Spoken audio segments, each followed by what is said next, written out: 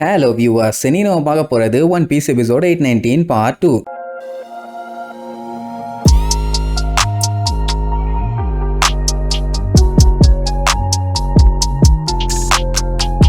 Open பண்ணா அவன பாட்டுல ரைச்சு நம்ம சஞ்சி அந்த தீவை விட்டு தப்பிச்சு போக சொன்னா தப்பிச்சிருவேன், நீங்க செத்தா பரவாயில்லையான்னு கேட்டா நம்ம அம்மாவுக்காண்டியாச்சும் இதை பண்ணுன்னு இருப்பா, அதை ஏன் அம்மாவை திடீர்னு இழுக்கிறான்னு கேட்டவொடனே அதுக்கு ஒரு கதையை சொல்லுவா. ஆக்சுவலா இவங்க அம்மா உயிரோட இருந்தப்போ அவங்க அம்மாவுக்கும் அப்பாவுக்கும் ஆல்ரெடி பயங்கரமான சண்டை. அந்த டைம் ரைச்சுலாம் ரொம்ப ரொம்ப சின்ன பொண்ணு, அவளுக்கு தெரியாதுன்னு வைங்க எதுக்காக அவங்க அம்மா அவ்வளவு கோவப்படுறாங்கன்னு. ஆனா அவ வளர்ந்ததுக்கு அப்புறம் தான் எல்லாமே ஒன்னொன்னா அவளுக்கு தெரிய வந்தது. என்னன்னா அவங்க அம்மா பிரெக்னெண்டா இருக்கும் போது இவங்க 4 பேர்த்தையுமே ஒரு ஸ்ட்ராங்கான ஆளா மாத்தணும்னு சொல்லி அவங்க அப்பா வின்ஸ்மோக்கு ஒரு பிளான் பண்ணா. ஆனா இவங்க அம்மாவுக்கு அது சுத்தமா பிடிக்கல. அதெல்லாம் வேண்டாம், இது ரொம்ப ரொம்ப மோசமான வேலைன்னு எவ்வளவோ சொல்லியிருப்பாங்க. அவன் எவ்வளவு திமிரு பிடிச்சவன்னு நம்ம எல்லாத்துக்குமே நல்லா தெரியும். அதெல்லாம் முடியாது, உனக்கு சர்ஜரி ரெடி பண்ணியாச்சு, மூடிக்கிட்டு சொல்றத செய்யணும் மட்டும் வந்து சொல்லுவான். அவ காண்டாயி அவனை வண்டையா திட்டுவான். அவங்க என்னோட குழந்தைங்க, அவங்க எமோஷன்ஸ்ல விளையாடுற வேலை நீ வச்சுக்காத. ஏன்னா இவனோட பிளானே அவங்க எமோஷன்ஸ் எல்லாத்தையும் எடுத்துட்டு ஒரு மிஷின் மாதிரி அவங்கள வச்சுக்கணும் தான். அதனால தான் இப்ப கூட பாத்தீங்கன்னா சுத்தமா அவங்களுக்கு நன்றி விசுவாசம் அது இதுன்னு எதுவுமே இருக்காது. அவங்க டேடி என்ன சொல்றாங்களோ அதை அப்படியே ஃபாலோ பண்ணுவானுங்க. இப்ப தெரியலன்னா கூட இதுக்கப்புறம் சில பல வேலையை பண்ணுவானுங்க. அப்ப தெரியும் மொத்தத்துல வின்ஸ்மோக்கு அவங்கள ஒரு மான்ஸ்டரா மாத்தி போர் எல்லாத்திலயுமே ஜெயிக்க வைக்கணும், அவ்வளவுதான். ஏன்னா அப்பதான் வின்ஸ்மோக் ஃபேமிலியை மறுபடியும் கொண்டு வந்து நார்த் ப்ளூவையே ஆள முடியும். இந்த கோல் அவனுக்கு அச்சீவ் பண்ணணும்னா அவனுக்கு ஸ்ட்ரென்த் தேவை. அந்த ஒரு அல்டிமேட் ஸ்ட்ரென்த்தை அவனோட பசங்க இவனுக்கு கொடுப்பாங்கன்னு நம்பிக்கை வச்சிருக்கான். அதனால வேண்டாம் வேண்டாம்னு சொல்ல அவளை கதற தூக்கிட்டு போய்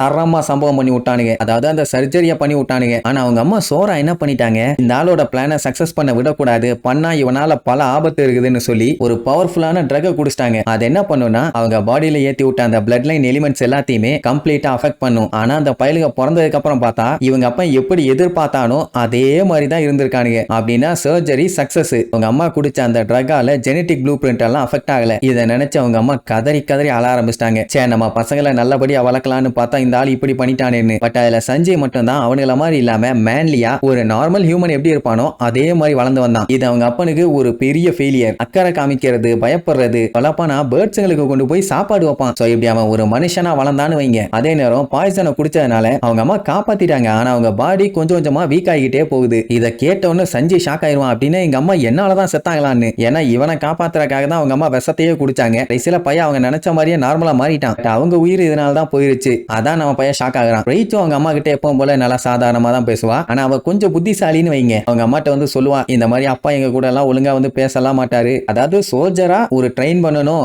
ஏதாச்சும் வேலை நான் மட்டும்தான் வந்து பேசுவான், மற்றபடி எல்லாம் பேச மாட்டானாமா. அப்புறம் சஞ்சயை பத்தி ரைச்சு கிட்ட அவங்க அம்மா நிறைய சொல்லியிருப்பாங்க. அவன் எனக்காண்டி சமைச்செல்லாம் கொண்டு வந்தான், சீக்கிரமா சரியாகி வந்துருங்க மம்மின்னு சொன்னான். அப்படின்னு சொல்லும் போது அவங்க அம்மாக்கு ஆனந்த கண்ணீரே வந்துடும். ஏன்னா அவளோட ஹஸ்பண்டு கண்டுக்கிற மாதிரி இல்ல, பசங்களும் கண்டுக்கிற மாதிரி இல்ல, இவன் ஒருத்த மட்டும்தான் இந்த அளவுக்கு அவன் மேல அக்கறை காமிக்கிறான். இவன் தான் எனக்கு உலகத்திலேயே ஒரு கிரேட்டஸ்ட் கிட்டுன்னு சொல்லி தேம்பி அழுதுருப்பான். மொத்தத்துல அவங்க அம்மாக்கு சஞ்சயை நினைக்கும் போது அவ்வளவு சந்தோஷம். அப்புறம் நம்ம சஞ்சய் அடி வாங்குறது, மிதி வாங்குறது, கடி வாங்குறதுன்னு எல்லா விஷயத்தையுமே ஒண்ணு விடாம ரைச்சு போய் அவங்க அம்மாட்ட சொல்லிடுவா. அவளுக்கு என்ன கவலைன்னா ரைச்சு நல்லா வளர்ந்து ஒரு அடல்ட் ஆகிற வரைக்கும் பார்க்கணும்னு ஆசை. ஆனா அதுக்கு முன்னாடியே அவ உயிர் போயிரும் அவளுக்கு நல்லாவே தெரியும். ஆனா அவங்க அதிக லெவல்ல பாசம் வச்சது, சந்தோஷப்பட்டது யார் மேலன்னு பார்த்தா நம்ம சஞ்சய் மேலதான். அதுக்காண்டி மத்தவங்க மேல இல்லன்ட்டு இல்ல, இப்படி வளர்ந்துட்டானுங்களேன்னு நினைச்சு கவலை தான் போடுவாங்க. அப்புறம் என்ன, கொஞ்ச நாள் அவங்க அம்மா இறந்து போயிட்டாங்க. அதை நினைச்சு அவன் கதறி அழுவான். அவன் ரைச்சுவை தவிர வேற யாரும் வந்து ஃபீல் பண்ண மாட்டாங்க. அதுல இந்த வின்ஸ்மோக்கு விளங்காதவன் இருக்கானே, ஒரு பூவை கொண்டு வந்து வச்சதுக்கு அதை மிதிச்சு நசுக்கி செத்தவங்களுக்கு கொண்டு போய் பூ வச்சுக்கிட்டு இருக்க அறிவு இருக்கா உனக்கு? வச்சா மட்டும் என்ன ஆக போகுது? அது வேஸ்ட் ஆஃப் டைம்,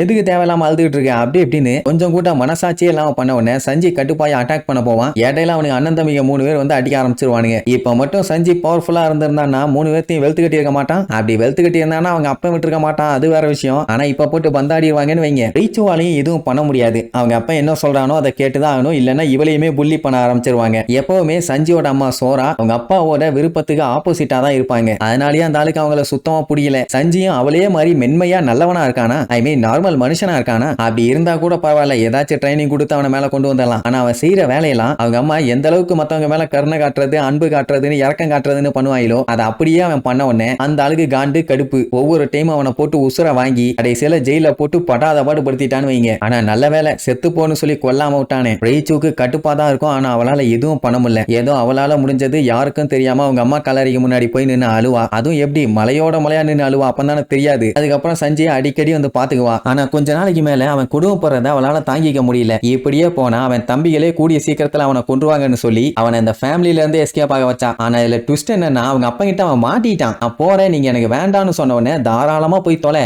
ஆனா நான் தான் உன் அப்பான்னு மட்டும் வெளியில சொல்லிடாத, அது எனக்கு அவமானம்னு சொல்லியிருப்பான். இப்படி ஒரு மகனை பார்த்து பேசினா அவனால தாங்க முடியுமா? அது வந்து பிஞ்சு நெஞ்சு பஸ்டா இருக்காது, கதறி கதறி அழுதுருப்பான். ஏன் ரைச்சுவே அந்த அழுக அழுதுருப்பான். அதுக்கப்புறம் தான் போடா போ, இங்க இருந்து போயிரு, இதுக்கு மேல இங்க இருக்காதுன்னு சொல்லி அழகா ஒரு ஷிப்புக்கு தள்ளி விட்டுட்டான். என்னதான் அவங்க அம்மா இப்ப உயிரோட இல்லைனாலும் அவங்களோட அன்பு, ஆசை, அரவணைப்புன்னு எல்லாமே உன் மேலதான் இருக்குது. சொல்ல போனா உன் மூலியமா தான் நான் அம்மாவை பாக்குறேன். நீ எப்பவுமே ஒரு ஃபெயிலியர் இல்ல, அவங்க உயிரை கொடுத்து உன் உயிரை அவங்க காப்பாத்திருக்காங்க. அவங்க ஆசைப்பட்ட மாதிரி பிறந்த ஒரே குழந்தை நீ மட்டும்தான் சஞ்சி. அதனால நீ எதை நினைச்சும் கவலைப்படாத, அம்மா ஆல்வேஸ் வித் யூ. அவங்கிட்ட இருக்க அன்பு, கருணை, பாசம் எல்லாமே நம்ம அம்மா கிட்ட இருந்து வந்ததுதான் அப்படின்னு ஆனந்த கண்ணீரோட சொல்லுவான். அவனுமே ஆன்னு வாயை பழுந்துட்டு கேட்பான். இதுக்கப்புறம் நம்ம சஞ்சய், லூஃபி, புரூக் அவங்க இவங்கன்னு எல்லாம் என்னென்ன டகால்ட்டி வேலை பண்ணாங்கன்னு அடுத்தடுத்த எபிசோட்ல பார்க்கலாம். டாடா.